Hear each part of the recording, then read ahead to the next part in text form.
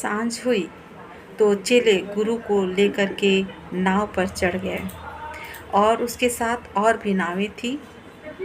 नाव पर चढ़कर वे गुरु जो थे पीछे वाले हिस्से में जाकर के सो गए और तभी एक घबराहट से भरी हुई आवाज़ आई और वो कहते हैं, हे गुरु, क्या तुझे कोई चिंता नहीं, हम नष्ट हुए जाते हैं।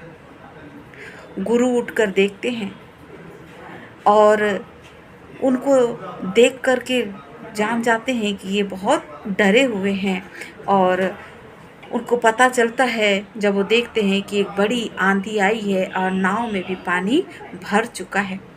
उस पर गुरु आंधी को डांटते हैं और पानी को थमने की आज्ञा देते हैं और कहते हैं, शांत रह, थम जा। और आंधी थम गई और बड़ा चैन हो गया। उस समय पे गुरु जो थे वो कहते हैं, तुम डरते क्यों हो? अपने चेलों से कहते हैं, तुम डरते क्यों हो? ये जो बड़ा तूफान आया वो क्यों आया?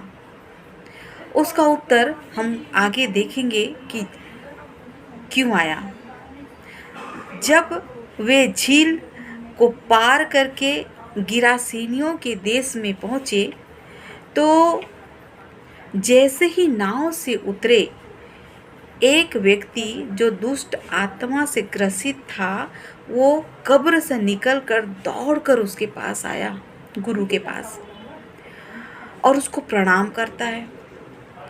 दुष्ट आत्मा से ग्रसित है, कहाँ से निकल के आया? कब्र से निकल के आया और प्रणाम कर रहा है गुरु को और कहता है, गुरु कहते हैं, हे अशुद्ध आत्मा, इस मनुष्य से निकल आ।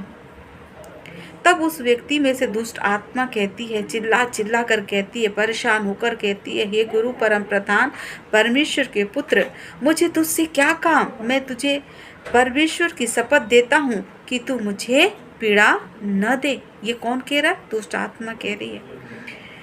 उस पर गुरु कहते हैं, उससे पूछते हैं, तेरा नाम क्या है? तो बोलता है कि मेरा नाम सेना है। सेना मतलब एक सेना में उस समय पे 6000 लोग रहते थे, तो 6000 दुष्ट आत्माएं।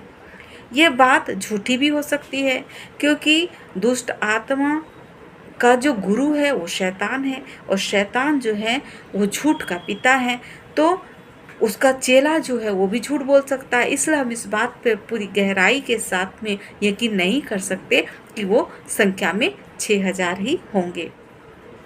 वो जानता था कि ये जो है वो अग्नि